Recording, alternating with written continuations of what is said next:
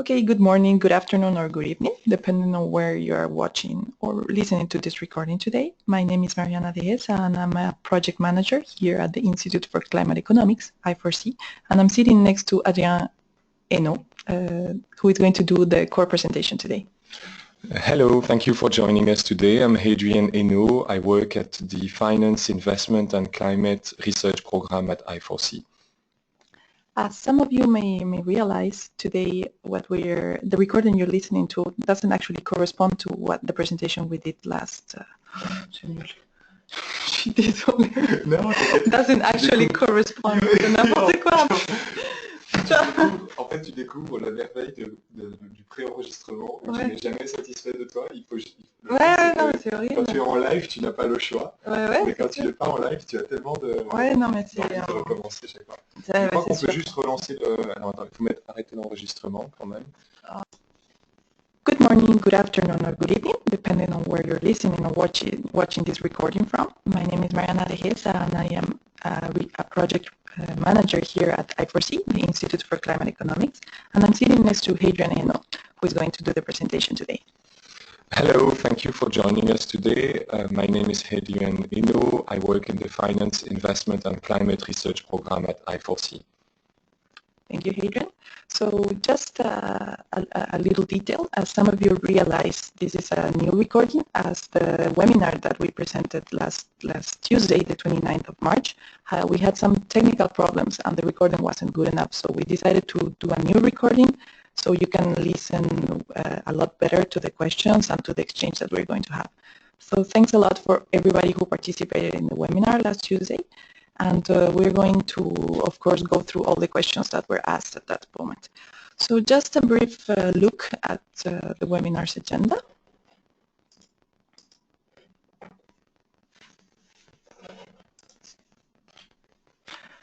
Okay, we will begin with a short introduction on I4CE, which is the institution both Adrien and I work for. And then we're going to go through the actual presentation of the lessons learned from the landscape of climate finance here in France, a presentation that will be made by Adrien, and then we will try to answer to all the questions and to engage into the discussion we had with attendees last Tuesday. So very quickly on what I4CE. I4CE is a non-profit think tank that was founded last year by Caisse des Dépôts and the French Development Agency. Our objective is to provide independent expertise and analysis on different economic issues that are related to the climate and energy transition policies here in France and throughout the world. We are also working with public and private decision makers in order to help them improve the use of different economic and financial resources to promote the transition to a low carbon economy. We have three different research areas that we focus our work on. One regarding the industry, energy and climate policies, another one concerning the territories and climate, including agriculture and forestry, and finally the one both Adrien and I work on, which is the research program linked to the finance, investment and climate. More specifically in this research program, what we're focusing on is the mainstreaming of climate change into the investment and financial decision making. And in this work, what we're trying to do is to address different transversal issues that include the role of public financial institutions and how development finance is aligned with more long-term climate change objectives. Also working on projects linked to the environmental integrity of financial products, such as a project we're working on green bonds. Also the work of how to analyze the risk perception of climate, the climate-related risk perception by different financial actors. And finally, the work that we're doing on the assessment of the climate-related financial flows, both internationally and at national scale. Well, this is a detail that doesn't necessarily concern the recording, but we actually got some written questions from the different attendees from the webinar that we will be addressing later on. So moving on to Adrien, who's going to make the presentation now, and then we'll have time to go through the different questions. Thank you, Mariana. So I'm going to tell a few words about a study we conducted in 2015 called The Landscape of Climate Finance in France. It's a study which was conducted with the support of the ADEME and the French Ministry of Environment and Sustainable Development. When we entered this topic of climate finance in a domestic economy, in this case the French economy, we started with very basic key questions, which were what type of projects in a domestic economy would qualify as climate performant and thus as climate finance, how much is invested in such projects, who are the project initiators, so the actors who actually engage the project on the ground and then gather the finance to support their investment, and thus how this finance was mobilized to make the investment possible. Behind these questions, we had we wanted to compare the results with the numbers in a broader context, which is both the way the general economy of France is financing its investment, so to see if climate was a particular situation among them, and also the projected investment needs in the short and medium term for the energy transition in France, to compare with the objectives and see where we stand today. So what we did is build a perimeter composed of tangible assets, so material assets, in 5 key transition domains. So these, the projects or the equipment in these categories had to be contributing to GHG emission reductions. So this is primarily mitigation projects. And we really looked at the different types of investment in those 5 domains, namely energy efficiency with a lot of investment in the building sector, renewable energy with investment both at small scale renewable energy, so applied to buildings or different types of installations, and also large scale such as solar or wind renewable energy. Sustainable infrastructure, which is comprised of urban transport and railways, railway infrastructure. Nuclear, the transition domain comprised of the new generation of reactors that is built in France today, so it's basically the Flamanville project at this point of time, and also GHG emissions outside of fuel combustion, so that's emissions that, for example, do not proceed from energy processes. So, for example, forestry will be in that group. This approach in 5 domains allowed for transparency and disaggregation all the way in the study, which means that we really believe this is a perimeter that can be reshaped depending on the analysis we want to conduct on the energy transition.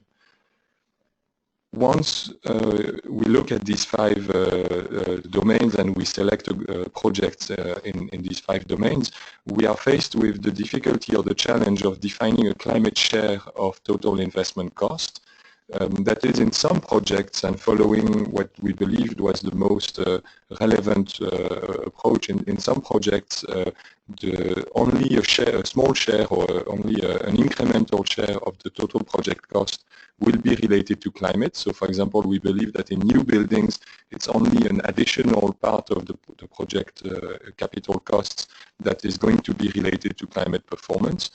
Whereas for other types of projects, it's the total cost of the project that counts as climate investment. For example, a renewable project will be an all or nothing kind of investment, so we considered the total investment as being more relevant in this case. So we had to adopt a hybrid approach between those 2 manners of considering climate investment in projects. The approach from there was, once we identified the projects and identified the climate share of their investment, we wanted to see who were the project initiators. And what we call project initiators are usually the actors who really engage the investment and are generally the owners of the capital created. So they can be private initiators such as households or private companies, special purpose vehicles, or they can be public project initiators such as state agencies, local governments, or public housing authorities in the case of public housing in France. So the way we wanted to look at them is to determine how their investment were financed. So for that, we look at the combination of instruments that these project initiators mobilized to finance their investment. And instruments can be very classically debt, commercial or concessional depending on the terms, equity or self-financing when the project initiator brings its own funds into the project, subsidies, grants and transfers, which are usually provided by the public sector, and guarantees or risk-based instruments, which are typically a bit harder to assess because they rely on, they don't always correspond to direct financing, but they help in making the projects more easy to finance by other actors. So when we looked at the instruments, we also looked at which institutions delivered the instruments to the project initiator. So again, the intermediaries can be public or private depending on their status and the type of money they deliver. And the ultimate goal of this approach from project initiators and from the projects upwards in the financial value chain was to identify the ultimate sources of capital that were mobilized to finance the energy transition. So with this methodology in mind, I want to show a few results we had for the year 2013, which corresponds to the most recent year on which we have definite or solid estimates of the numbers in France, and see what they mean in regard to our goals. The first way to approach is to look at the total amount spent in different types of projects, and here you find the 5 energy transition domains I was discussing about earlier, and the total investment amounts to around 36 billion euros in 2013. That's about 10% of the capital investment in France, to give a mean of comparison. And from this 36 billion, about half went to energy efficiency projects, so mainly in the building sector, new buildings or retrofitting of existing buildings. About 12 billion went to sustainable infrastructure, and this, as I said, included urban transport as well as railways.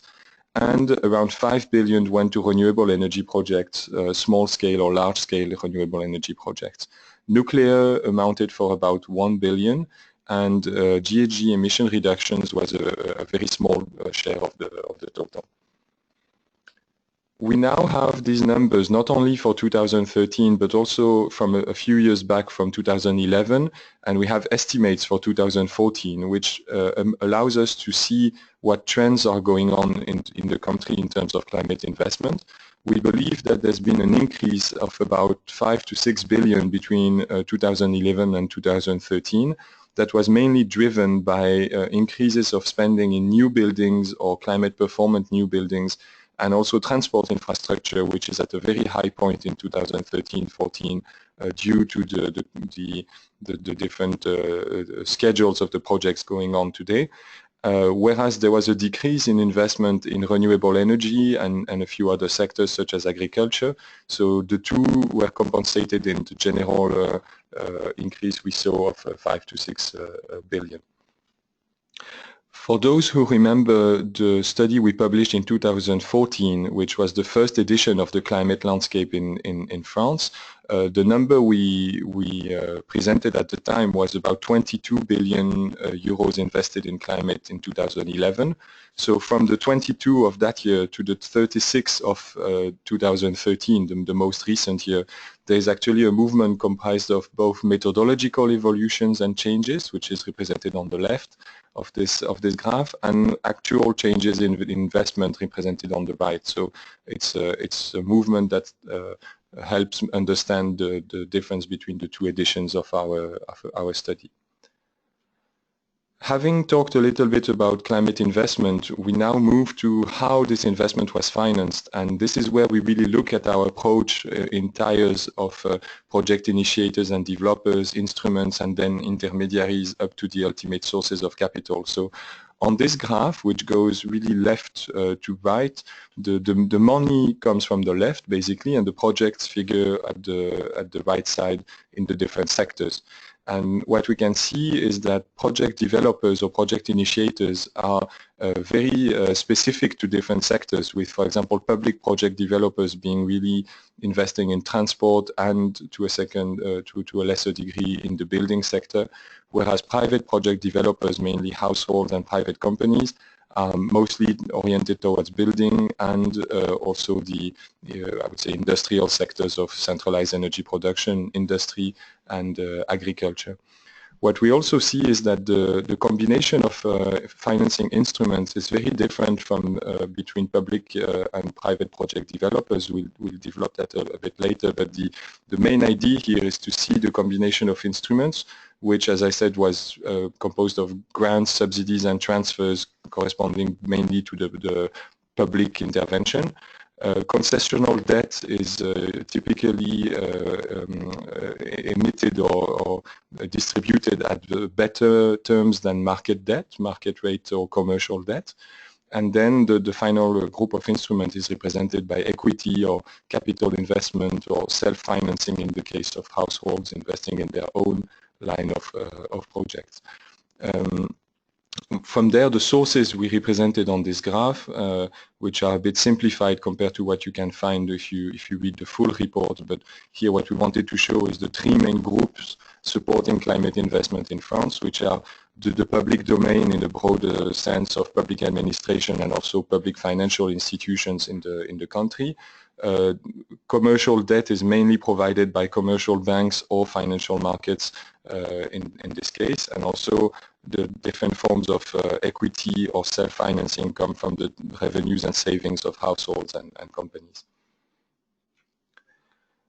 Here what we see is if we look at financing instruments again, so the four main categories I was discussing earlier, we see that they are very specific depending on the sector or the project initiators concerned. So on the left-hand side we see that in terms of sectors, the instruments don't really gather in the same place. For example, the building sector was very intense in consuming equity or self-financing, which corresponds to the involvement of households in this sector, which typically go into climate projects with a lot of their own revenues or savings.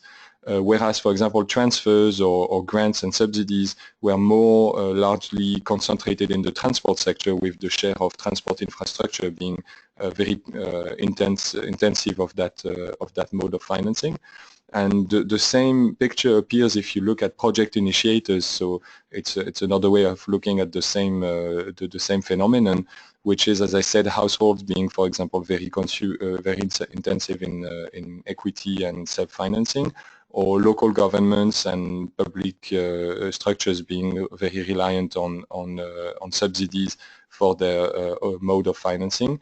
Private companies on the side are being more oriented towards commercial debt because it's part of their general way of financing their investments.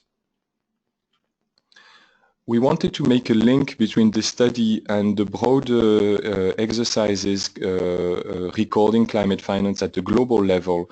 And from this, we compared our numbers with what Climate Policy Initiative has been doing for a few years in the global landscape of climate finance. The 2 years we compare are not the same, but the main idea behind this comparison is to show that the common perimeter between the two studies is actually very small. It gathers really on private finance around renewable energy and large-scale renewable energy, whereas most of the numbers we have in the French landscape or the climate landscape in France are actually very specific to the domestic level. We can capture much more in detail public domestic finance, which is not easily seen at the global level. So this is also to say that the methodology we deployed at the domestic level is really complementary to the global approach. So it's really about showing how at the domestic level we can access more data or access more information about climate investment and better represent the financial flows, and we can add that to the presentation we have at the global level. Having those results in mind, I want to spend a few minutes talking about the main lessons or conclusions we drew from this exercise, from the landscape in France. The first goal we had in mind was to see how the public sector was involved in financing the different types of investment in France. So again, in 2013, out of the 36 billion we were discussing in the beginning, about half of that investment relates to a public-driven kind of channel or support instrument. So that can be direct financing by the public sector, but also public instruments that are structured structured by the public sector in order to provide finance to project initiators, even if it's private finance flowing into that channel. So this further breaks down between what we consider being traditional areas of public intervention in France, so areas where there's no direct surprise of finding public finance, I would say, whereas about 13% of that general breakdown were incentives that were specifically built towards private actors to help them invest in climate performance projects. So this is where you find your incremental or additional subsidies or very targeted concessional debt to improve the climate performance of private driven projects. So, and out of the total, about so we said 51% is public driven, so the other 49% is more purely private financial resources invested in the transition. We also wanted to compare the investment with the estimated needs for the energy transition. And before we can do that, we have to remember that more investment does not always mean better results in terms of climate. Higher investments over 1 year or a few years can mean that the infrastructure cost or the capital cost of the project are going up independently of their results, or that we are engaged in overspending in some projects that don't really relate to the performance of the project in the end. But at the same time, lower investments can mean that we are facing decreasing capital costs, or that we are making progress in the learning curve over some technologies. So it's something that we have to keep in mind when we compare numbers in terms of euros spent, that they don't always relate to actual climate performance on the ground. Once we have this in mind, we estimated that compared to what is presented in the national low carbon strategy adopted this year in France, there is a gap of about 10 to 15 billion that would have to be provided roughly between now and 2020 in order to reach the climate goals. So this is 10 to 15 billion per year on top of the 36 we already have in the landscape today. So we see that we are kind of on the right path in terms of orders of magnitude, but there's still a significant effort required, especially in building retrofitting and renewable power generation. The last lesson we drew from this exercise, and probably one of the most important, is it's not just about financial flows. It's also about how the projects get inserted into an economic environment. And working at the level of project initiators or project developers really helped into understanding the drivers behind them that will make the projects appear in the first place before they even find some finance to work with. The projects have to be driven by some elements of motivation, and these elements, we've got a few examples listed here, can be related to profitability or like an economic expectation of gain over a certain time period, but they can also be they can also come from a public investment strategy, or just the need for better comfort in for example, in the case of households investing in housing retrofitting. So it's not always also about having a profitability in the investment. However, if we look at this aspect of profitability, it's important in the way it helps unlocking private finance. And it's also important in the way that we have broader instruments that are designed to make this risk-return profiles more attractive for transition projects. So here you have different tools that are in place in France or getting in place that are designed to foster this risk-return profile. So you have carbon pricing, renewable power, support in the form of feed-in tariffs or premia, energy efficiency markets, or better capacity and perception of project risk that help into making this project possible. So from all of I've said, I think a few conclusions can be provided, and we hope this exercise can be also an inspiration for the same kind of process elsewhere. We believe that our work is really a support in how we move from national contributions to national strategies and to investment strategies in countries. It helps conduct a diagnosis linking investment, finance, and between the two there's the economic model of the projects, which is, as I said just right now, very important for the whole business to proceed. And it identifies how the financial value chain comes into in support of project initiators to make investment possible. It's also a tool to measure progress because we can compare the results with the announced objectives at the national level. And lastly, we believe it's a tool that really helps policy making and supports the elaboration and the financing of the investment plans at the national level. We also are aware that this methodology and this approach is very sensitive to different types of constraints. One of them is the fact that if you look at different countries, the definition of what counts as climate investment or what counts as national transition investment can vary. So it's very specific to a scope and perimeter once you are in a domestic economy. And also that this kind of approach is very consuming, the data consuming or data intensive. But behind the question of availability of data, we believe that the fundamental questions we raised at the beginning are very relevant to understand how the energy transition can be financed or the climate investment plans can be financed in a country. And for that, even qualitative approaches can be complementary or can be supportive of the more quantitative approach we used in this study in France.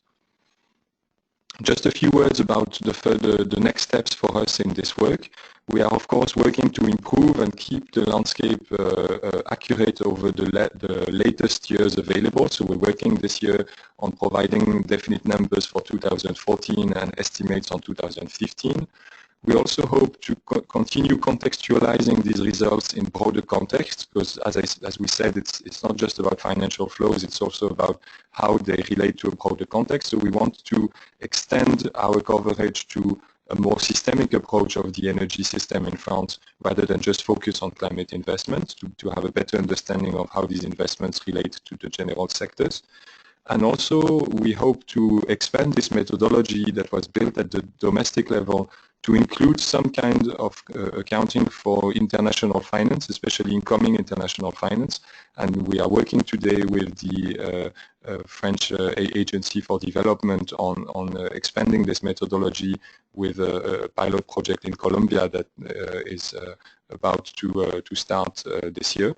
And we also hope, maybe further down the line, to be able to take part or build a network of partners who would be interested in developing the same approach in different countries, whether developed or developing, and in order to really build on this broader view of climate finance in the world. So I'm just finishing this presentation by saying that you can find all this information on our website, and you have the graphs I've shown, and you also have sectorial fact sheets with a lot more information about what we accounted in the different sectors. And of course, from this point on, we are really open to questions. So I'll let Mariana present the questions we had last Tuesday when we did the webinar for the first time, and I'll try to answer to those questions. And thank you for your attention.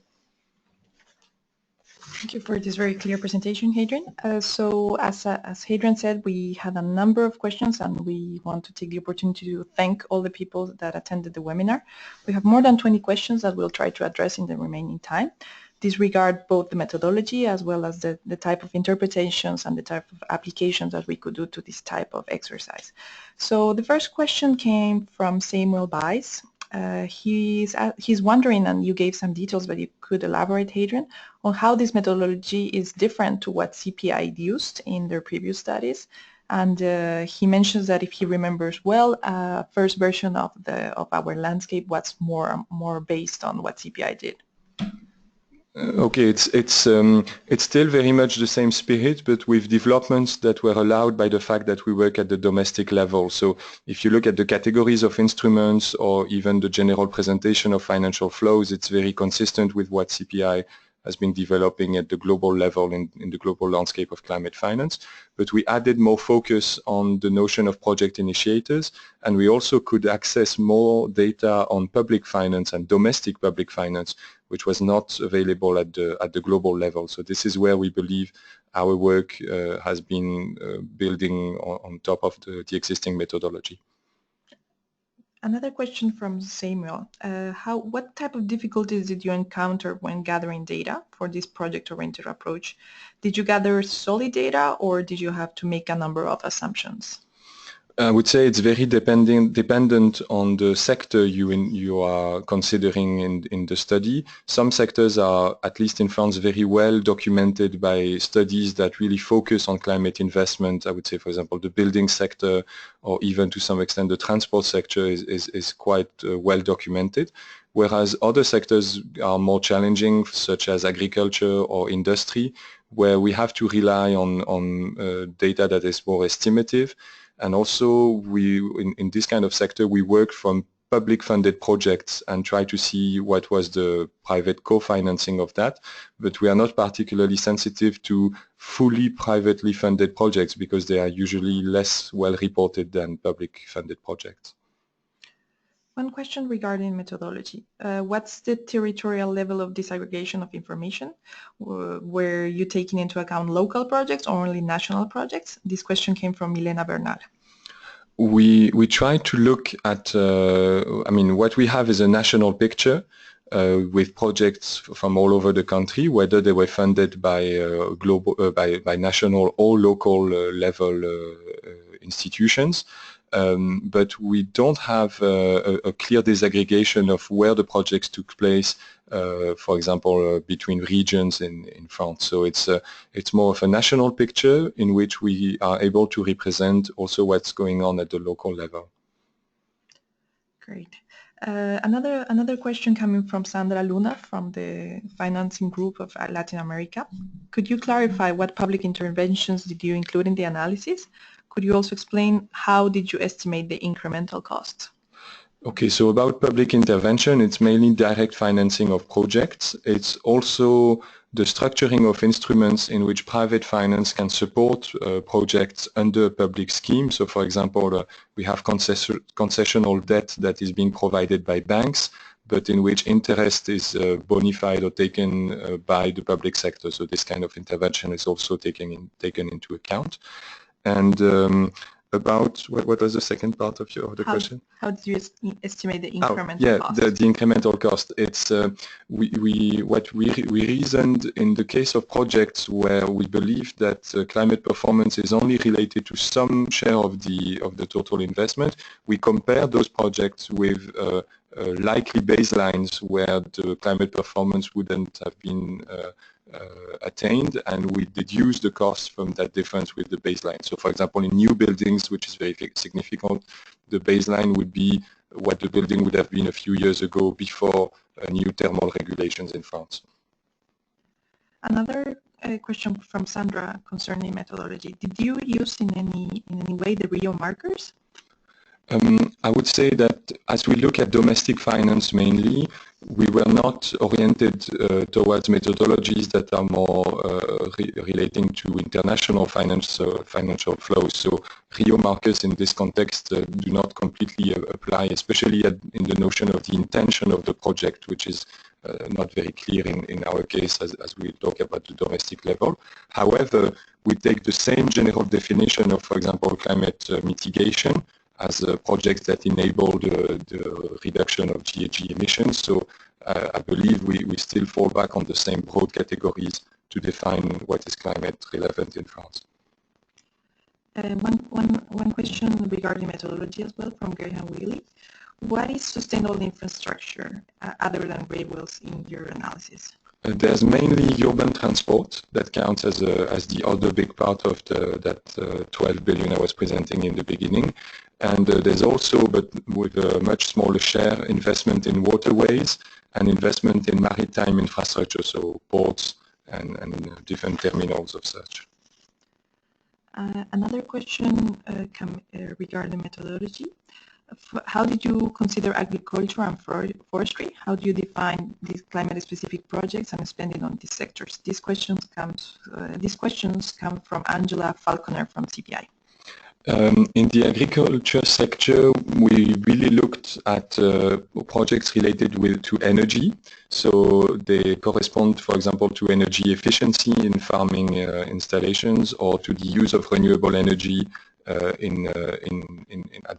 the farm. For forestry, we looked at new plantations of new projects of extension of forestry and also improved management of existing forests. So we had those in our landscape. Another question regarding methodology, coming this time from Joseph Fuchsko. What is the climate share of infrastructure projects? For example, a new railway or a new microgrid of power network project. Would you consider it some 100% climate investment, or what type of share? It's typically difficult to define a climate share when we talk about infrastructure, especially transport infrastructure, because it's not about making the transport infrastructure itself more climate friendly. It's about having, for example, a railway or no railway at all if you compare with a baseline or an alternative. So with this in mind, we tended to consider the full cost of this infrastructure as being climate investment. It's also why we decided to be very transparent on the 5 domains we presented at the beginning, because we understand that investing in infrastructure, for example, can be of a different kind than investing directly into energy efficiency or renewable energy. Another question from Joseph concerning the inclusion or not of the climate share of investments in information, communication and control technologies. Was this part of the scope of the analysis, Adrian? I would say it's not very easily separated from the rest. So if we have, for example, very large infrastructure programs in, I would say, railways, for example, we probably have some kind of computer technologies that are included in the total. Also, when we look at household retrofitting, it's probable that we have the investments for controlling, for example, the heating systems that are included, but they don't appear as separate line of investment because usually they are kind of embedded in the general projects when we gather the data. And there's a question now regarding the scope of the inclusion of adaptation. So what's, well, we can see that the landscape doesn't include adaptation. Do you have any information of how the literature is advancing in terms of this type of assessment? It's really about, I mean, it's not a problem of intention. We had nothing against adaptation and we would have been very happy to include it in our landscape. It's more that the investments are very distributed, very decentralized, and that so our methodology, which relies on analyzing the I would say the big project investment or recordings of investment in the housing sector, don't really allow for sensitivity over adaptation or identification of adaptation. However, we have some common objects both to mitigation and adaptation. For example, a new building that is climate performant can be climate performant because it's energy efficient, but also because it's more resilient to heat waves or cold periods. So we believe that some of our objects in the landscape qualify also for adaptation. There's now another question regarding methodology and how new nuclear plants were taken into account. Were they taken into account as full climate investment? How they are financed? Does the financing come from public budget, or do they also concern commercial debt? The representation we have is that we take, I mean, today in France, the main project going on for the new generation of reactors is the Flamanville EPR project. And what we try to estimate was the annual share of investment, I mean, having in mind that it's a project over a few years. So we try to see each year what was the new investment made into that project. We count it as total investment because again it's a sector where it's hard to compare against the baseline without entering into very complex hypothesis over what the baseline is. So we prefer to take the full cost into account. And also the financing support for that project is mostly private, because today EDF is mostly leveraging private finance to build its new plants. So it's the way it's represented. It's from a private project initiator. Thank you. Another question coming from Angela Falconer from CPI once again. How did you include the transaction costs of government in your landscape? That being the cost of policy making, of implementation by the different ministries? It probably doesn't appear in what we consider today as climate investment, mostly because it can be, it's reported by the public sector more as operating expenses than investment expenses. So for example, it will correspond to the workforce or the consultancy the government is going to, or public structure are going to mobilize, and they don't really appear in the same lines of budget than support to projects. So today they are not represented there. There is another question here regarding one of the figures that you presented in one of your slides, that being the extra 10 to 15 billion required till 2020. The question is this an annual amount or is it a total? It's an annual amount, and it corresponds to the level of investment the country should reach by 2020, to make it simple. So in a time frame of about 4 or 5 years, if it wants to be consistent with its objectives. So it's more like it's where we have to be in a few years on the top of what we already have. Okay, so moving on with some questions regarding the the analysis of the effectiveness of the different instruments that were analyzed as part of this landscape. There's one more than a question, it's a comment coming from Carl Bernadac from the French Development Agency. He says, it would be interesting to link this landscape with an analysis of the consistency and strengths with economic incentives set up by public policies and regulations. What's your reaction to that, Adrian? I think it's really what we meant by it's not just about financial flows, but also about the economic environment of projects. And our study at the domestic level really pushed us to understand better what makes a project initiator undertake or engage in investment in the first place. And it's not just because finance is available, it's also because the project initiator believes it's going to be consistent for him to invest in that kind of project. So this is where I think there's a strong ground to conduct studies that would include the financial value chain as we did in this landscape, but also the general policy framework that makes projects possible in the first place.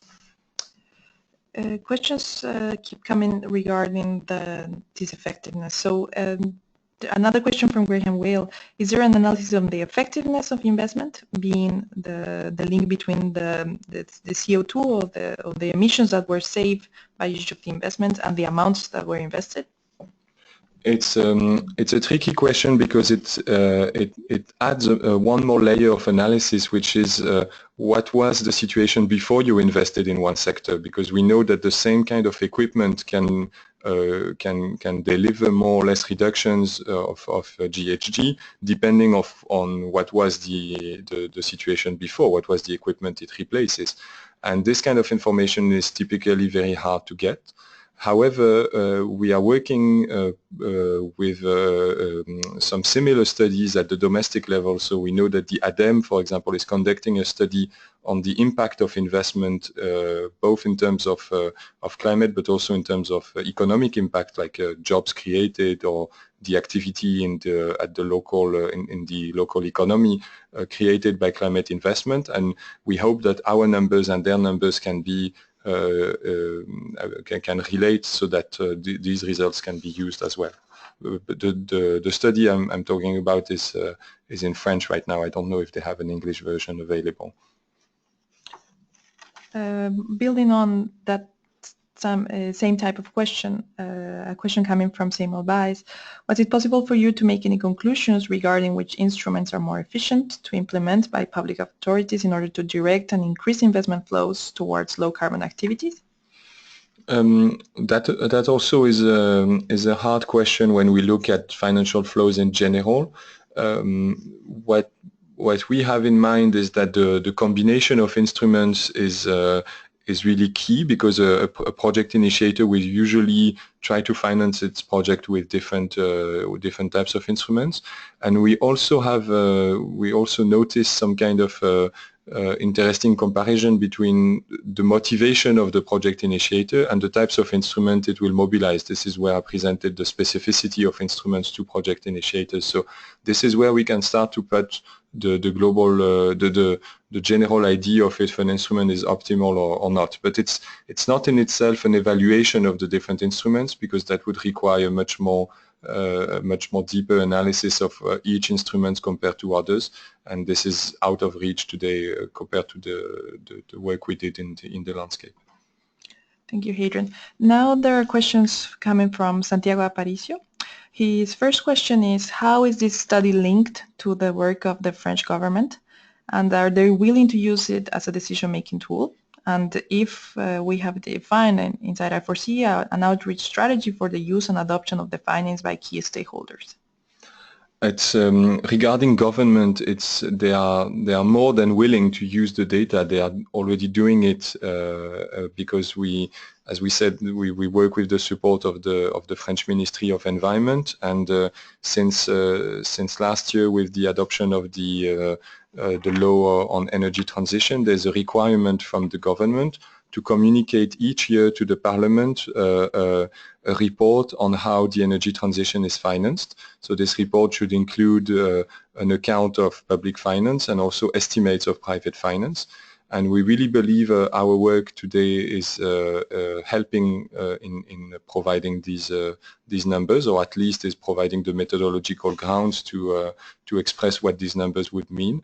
So we believe this is a key element, and it's already part today of the French, I would say, public policy on communicating those numbers. There are questions now related to the methodology itself being applied elsewhere. One question coming from Peter Tierney, asking if we are aware of any climate landscape completed or being proposed for small island states. In his opinion, access to finance is a key barrier for small island states, and this approach seems to be very valuable in identifying channels and options. To our knowledge today, there is no published work that would apply to small island states. That doesn't mean nobody is working on that right now, but we haven't got any knowledge of that.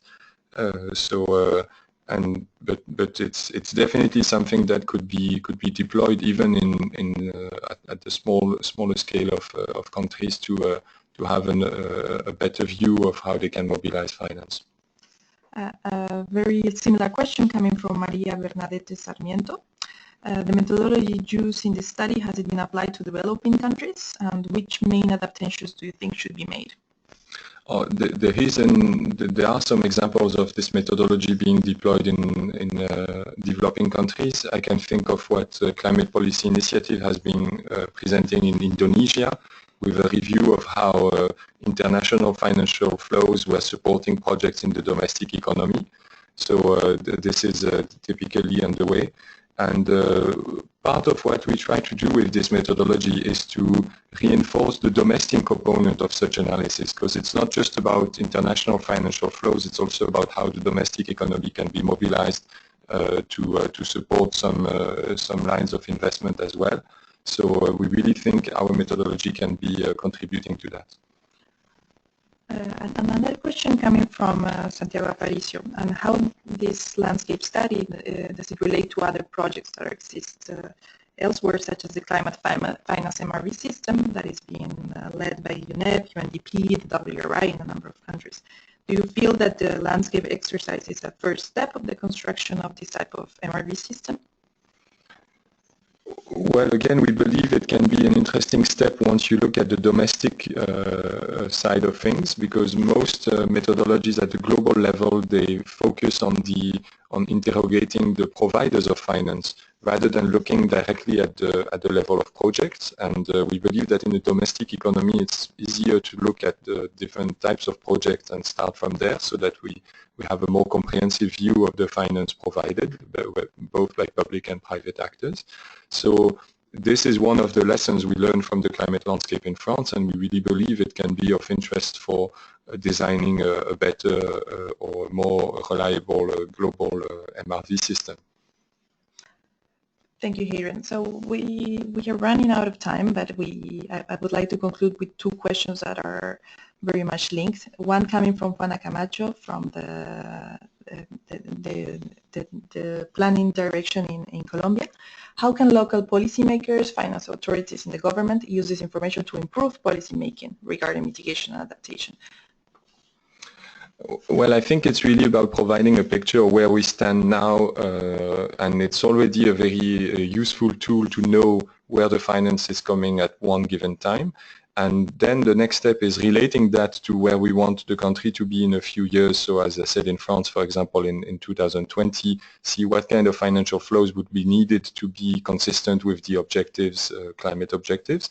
And measuring this gap also helps in understanding what kind of institutions or instruments can be bridging the gap tomorrow, because we realize that they don't all have the same margins of improvement, or that it relates to different models. So this is where our study, being a photographic instant of climate finance, can be the support for better policies in the future.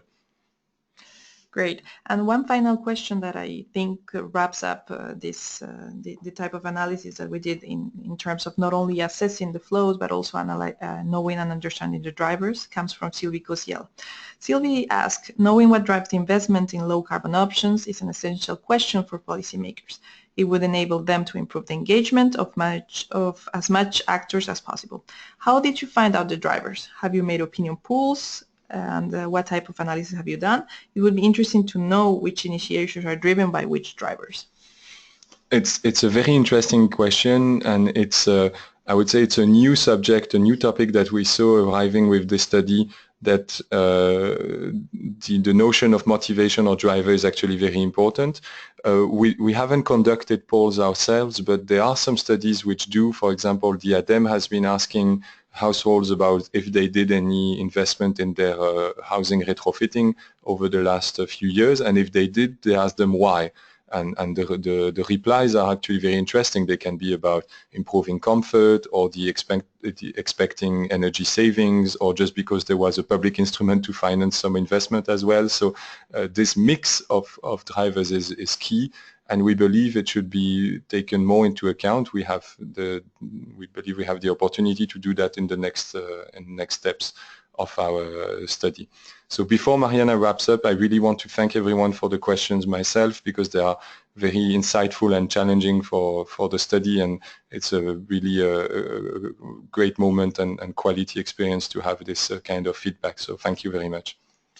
Thank you, Hadrian, and thank everybody who participated in the webinar and who's listening to this recording. As you can see, you have Hadrian's email address, so please do not hesitate to contact him if you have any follow-up questions, if you have any comments, if you have any ideas. What we're trying to do is to increase the outreach of this experience and to make it as applicable and helpful for any type of stakeholder that may think that it could be of interest.